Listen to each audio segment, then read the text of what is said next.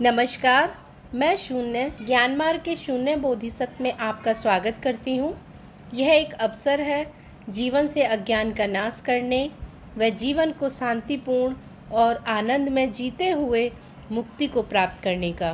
त्रिदिवसीय कार्यक्रम ज्ञान मार्ग का संक्षिप्त रूप है। त्रिदिवसीय कार्यक्रम में 3 तरह के ज्ञान, पहले दिन आत्मज्ञान, दूसरे दिन माया का ज्ञान जिसे जगत का ज्ञान भी कहा जाता है, तीसरे दिन ब्रह्म ज्ञान। इन तीनों तरह के ज्ञान को मूल ज्ञान भी कहा जाता है। त्रिदिवसीय कार्यक्रम का आज दूसरा दिन है और आज का विषय है माया का ज्ञान। मेरे साथ हैं प्रिया सिंह। त्रिदिवसीय कार्यक्रम में प्रिया जी आपका स्वागत है।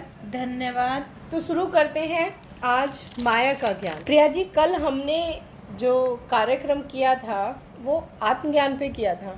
हाँ जी। आपको क्या समझ आया आत्मज्ञान का? आत्मज्ञान से मुझे यही समझ में आया कि हम करता नहीं है, अनुभव करता है। हाँ जी। और हम शून्य है। हाँ। सिर्फ हमारा होना ही है, सत्य है।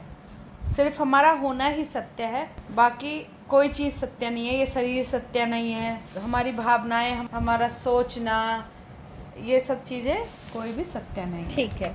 तो कल हमने आत्मज्ञान में हमने यह जाना कि जो भी चीज़ परिवर्तित हो रही है वो सत्य नहीं है। सत्य जो है वो कभी परिवर्तित नहीं होता, वो आज भी ऐसा ही है, वो पहले भी ऐसा ही था और वो बाद में भी ऐसा ही रहेगा। सत्य की यही पहचान है कि सत्य ना समय के अनुसार बदलता है और ना ही परिस्थिति और अवस्थाओं के अनुसार बदलता है।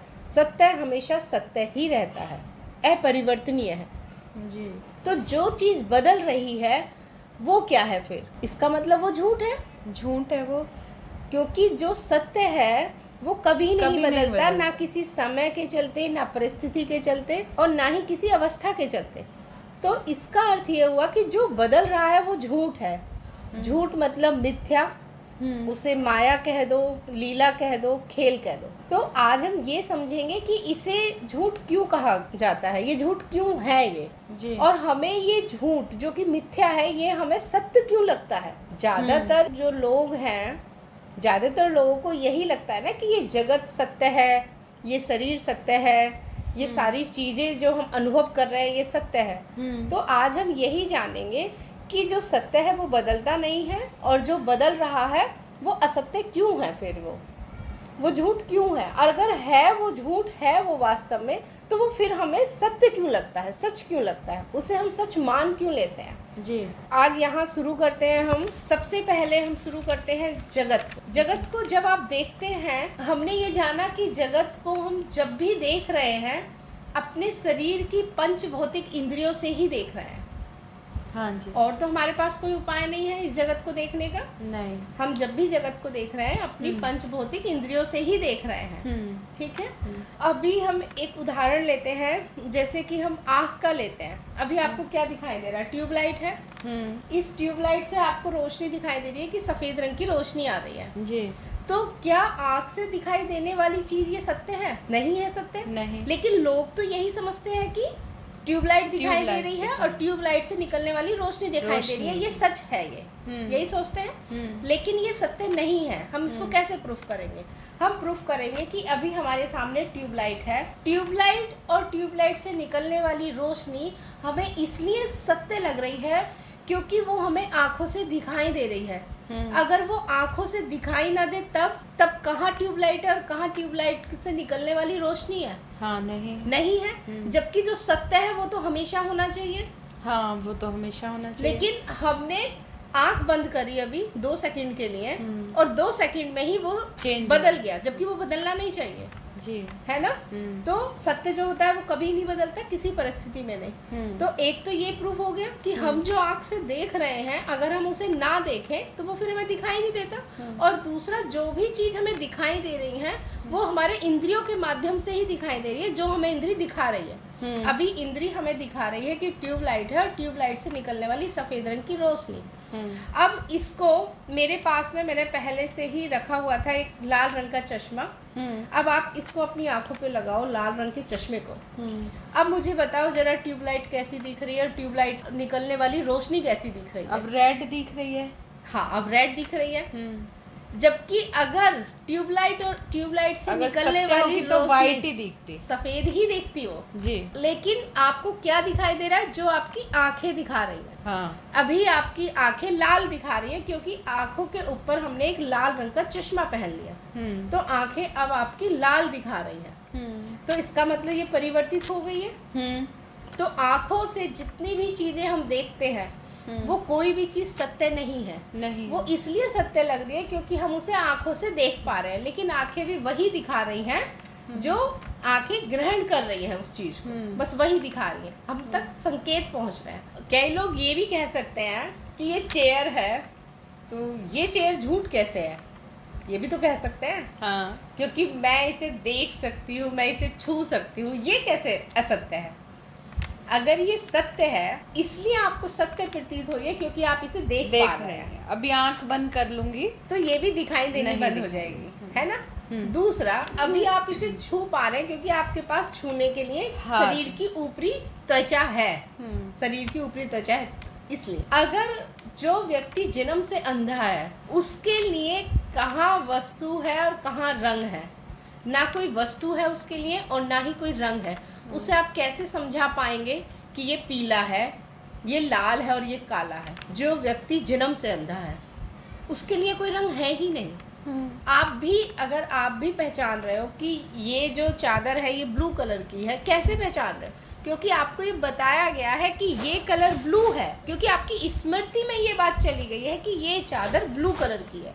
अगर बचपन से ही आपको ये सिखाया जाता कि ये जो हिस्सा है ब्लू वाला, और ये बचपन से सिखाया जाता है कि ये सफ़ेद है, तो आप इसे आज ब्लू नहीं कह रहे होते, इसे क्या कह रहे होते? सफ़ेद कह रहे हो। लेकिन ये तो आंख वालों की बात हो गई। हाँ, जिन्हें दिखाई दे और जिन्हें नहीं दिखाई देता, हाँ, तो उनके लिए कोई रंग है ही नहीं। लेकिन वास्तव में इस जगत में कोई रंग ही नहीं है, इस जगत पे कोई रंग नहीं है। मैंने यही तो अभी उदाहरण दिया कि अभी आप कह रहे हो ये सफ़ेद रंग की है। हाँ, अगर ये सफ़ेद है तो ये सफ़ेद ही होनी चाहिए ना फिर। हाँ। लेकिन ये लाल चश्मा लगाते ये सफ़ेद से लाल कैसे हो गई?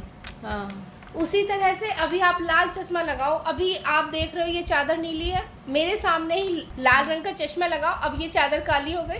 हाँ। तो इसका मतलब जगत में कलर जैसी कोई चीज नहीं है, सिर्फ हमारी आंखें जो हम तक पहुंचा रही हैं जानकारी, उनके माध्यम से हम जान पा रहे हैं। और जो हम देख रहे हैं उनको हमने पहले से एक नाम दे दिया है, उनकी एक पहचान दे दी गई है कि जैसे ये चेयर है, चेयर को हमने ये बता दिया है कि इस चेयर के ये पाए हैं, ये हाथ है और इस तरह से ये जगह है। अब इस तरह की जो भी चीज़ें आप देखोगे तो वो आप पहचान जाओगे ये चेयर है। अब चेयर का डिज़ाइन चाहे छोटा हो, बड़ा हो, इधर हो, उधर हो, कुछ भी हो, तो एक स्मृति आपकी बैठ गई कि चेयर ऐसी होती है। ठीक है। तो जगत में कोई रंग नहीं होते। जो हमारी पंच भौतिक इंद्रियां हैं जिनसे हम इस संसार को अनुभव करते हैं, उनमें से मैंने आँखों के बारे में बताया कि आँखों से हम जो भी चीज़ें देख रहे हैं वो चीज़ें सत्य नहीं है। रंग की बात कर लो, आकार की बात कर लो या दृश्य, क्योंकि जरूरी नहीं है कि अगर कोई एक फूल है तो जो आपको वो फूल दिखाई दे रहा है जरूरी नहीं है वही फूल मुझे भी दिखाई दे रहा हो। दिखाई देने का मतलब है मैं भी वही समझ रही हूँ जो तुम समझ रहे हो उस फूल के बारे में। हो सकता है तुम्हें वो फूल बहुत ज्यादा सुंदर लगे और मुझे वो फूल नॉर्मल सा लगे, जबकि अगर वो सुंदर है तो सभी को सुंदर लगना चाहिए फिर वो। तो रंग जगत में नहीं है, चीजें जो है वो भी जगत में नहीं है ये। अब ये हमें स्थायी क्यों लगती है ये? क्योंकि इनके परिवर्तन होने की गति बहुत धीमी है। एक चेयर क्योंकि 10 साल चलेगी, हमें इसीलिए ये स्थायी लगने लगती है, हमें सच लगने लगती है। हमें कौन सी चीज़ सच लगती है? जिसमें परिवर्तन की गति बहुत धीरे धीरे है, जो 5, 10, 15, 20 सालों में परिवर्तित हो रही है। जिसकी गति परिवर्तन की जितना देर से होगा वो चीज़ हमें उतनी स्थायी लगेगी, सच लगेगी, है ना। तो वहाँ पे सिर्फ क्या है, परिवर्तन की गति बहुत धीमी है। अगर इसी परिवर्तन की गति को हम बहुत तेज कर दें तो वो आपको फिर सच नहीं लगेगा। जैसे ये चेयर है, अगर इस चेयर की एक लाइफ हम अनुमान करें कि 10 साल चलेगी, तो उसी परिवर्तन की गति नई चीज़ से पुरानी होके ख़त्म होने में 10 साल लग रहा है। अगर हम उस गति को बढ़ा के इतना तेज़ कर दें कि ये 10 सेकंड लगे इसको, तो फिर आपको ये इतना सत्य नहीं लगेगी। जब ये सब कुछ माया है, खेल है, मिथ्या है, तो सच क्यों लगता है? तो सच इसलिए लगता है क्योंकि परिवर्तन की गति बहुत धीमे है, और दूसरा स्मृति के अंदर वो चीज़ है। जैसे अगर आप किसी और चीज़ की भी स्मृति लेते हो, अगर वो स्मृति को हटा दिया जाए तो वो चीज़ फिर उसका अस्तित्व खत्म हो जाता है। सिर्फ स्मृति के कारण और स्थायित्व के कारण ही हमें चीज़ें, ये सारी जगत की चीज़ें हमें सत्य लगती हैं। जैसे जीभ की बात करूँ, अगर मैं, अभी तक मैंने आँखों की बात की थी, अब मैं जीभ की बात करूँ, तो स्वाद भोजन में कभी भी नहीं होता। भोजन के अंदर कभी भी स्वाद नहीं होता। अगर भोजन के अंदर स्वाद होता तो हमें हमेशा स्वाद आता हर एक चीज़ में, लेकिन हमें हमेशा तो नहीं आता। कभी हमें स्वाद लगती है कोई चीज़, वही पर्टिकुलर चीज़, और कभी नहीं लगती। बुखार आता है तो बुखार आने पे वही जो बहुत टेस्टी लगती थी सब्जी, और बुखार आने पे हमारा टेस्ट जब बदल जाता है तो वो टेस्टी नहीं लगती। हाँ। जबकि जो स्वाद है अगर उसके अंदर, वो हमेशा होना चाहिए उस भोजन के अंदर। तो स्वाद भी कभी भोजन में नहीं होता। ये भी कौन बता रही है? हमारी भौतिक इंद्रियां ही हमें बता रही है कि स्वाद है इस जगत। उसी तरह से आंखें बता रही है कि रंग है इस जगत। आगे बात करें त्वचा की, स्पर्श की, स्पर्श का भी यही है कि अगर मान लीजिए मैंने 3 बर्तन रखे हैं, 3 बर्तन में, पहले बर्तन में मैंने नॉर्मल पानी रखा, दूसरे में मैंने बर्फ का पानी रखा, और तीसरे में मैंने बहुत गर्म पानी रखा। अब अगर मैं तुम्हारा एक हाथ अब गर्म पानी में डुबोती हूँ और फिर उससे निकाल के सादे पानी में डुबोती हूँ, तो सादा पानी गर्म है या ठंडा है? सादा पानी तो ठंडा लगेगा। ठंडा लगेगा। वही दूसरा हाथ में ठंडे पानी में घुसाती हूँ, और फिर ठंडे पानी में घुसा के रखने के बाद जब मैं उस हाथ को निकाल के तुम्हारा सादा पानी में जब डालते हैं, तो वो पानी फिर कैसा लगेगा? ठंडा या गर्म? गर्म लगेगा। गर्म पानी से। हाँ। तो पानी वही है। एक बार तो आप कह रहे हो कि वो ठंडा है पानी, और एक बार कह रहे हो वो पानी गर्म है। तो ठंडा और गर्म जैसी भी कोई चीज नहीं। ये हमारी इंद्रियां हमें बताती। समझ आए ना? क्योंकि अगर वो गर्म होता तो वो हर परिस्थिति में गर्म ही होता फिर वो। या अगर वो ठंडा होता तो वो ठंडा ही होता। इसीलिए जो परिवर्तनशील चीजें हैं उनको हम मिथ्या कहते हैं, झूठ कहते हैं, माया कहते हैं, उनको खेल कहते हैं, लीला कहते हैं। उसी तरह से आप कान का भी एग्जाम्पल ले सकते हैं, नाक का भी, सुगंध का। अब जिसको सुगंध अगर आ रही है तो फिर, और वो अच्छी सुगंध है, तो उनका क्या होगा जिनकी नाक में सुगंध ही नहीं आती है? ऐसे भी तो बहुत सारे लोग हैं जिन्हें खुशबू आती नहीं है। हाँ। मैंने तो बहुत सारे लोग देखे हैं। हाँ। अगर उस वस्तु में अगर सुगंध है तो फिर तो वो आनी ही आनी चाहिए। हाँ। लेकिन सुगंध भी किस पे निर्भर कर रही है? नाक पे, हमारी सूंघने की शक्ति, नाक की सूंघने की शक्ति पे निर्भर कर रही है वो। तो इसका मतलब इस जगत में जितनी भी चीजें हैं वो बाहर कहीं नहीं है, वो हमारी इंद्रियां ही हमें बताती हैं, इसलिए हमें वो वैसी लगती है। और अब आप ये कहोगे कि ये जो मैं देख रही हूँ वही आप भी देख रहे हो, ये तो सत्य हुआ। लेकिन जरूरी नहीं है जो तुम देख रहे हो वही चीज मैं भी देख रही हूँ, दृष्टि मेरी वही हो। क्योंकि हम ये जान रहे हैं कि इस तरह की वस्तु को चेयर कहते हैं, लेकिन जरूरी नहीं है जो आप देख रहे हो, जो आपको दिखाई दे रही है, एग्जैक्ट वही चीज मुझे भी वैसी ही दिखाई दे रही हो। तो इसीलिए ये भी कहा जाता है कि जितने लोग उतने जगत। हाँ। सबका जगत अपने अपने हिसाब से है। मधुमक्खी को दूसरे तरह का जगत दिखाई देता है, एक हाथी को दूसरे तरह का दिखाई देगा जगत, घोड़े को दूसरे तरह का दिखाई देगा। क्यों?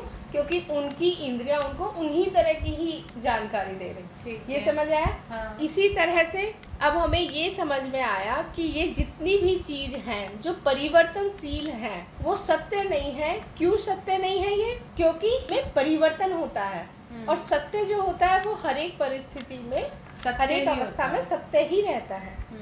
और अब ये हमें सच क्यों लगती है ये सारी माया? क्योंकि इनमें स्थायित्व है, इनमें, है ना? परिवर्तन की गति जितनी ज्यादा धीमी होगी उतनी ही हमें वो चीजें स्थायी लगेंगी। और दूसरा, स्मृति के कारण। स्मृति, अगर स्मृति हटा दी जाए तो वो चीजें भी हट जाएंगी। अगर आपकी स्मृति में से चेयर शब्द की पूरी डिटेल को डिलीट कर दिया जाए तो फिर आप पहचान ही नहीं पाएंगे चेयर क्या। फिर आपके लिए चेयर है ही नहीं कोई चीज।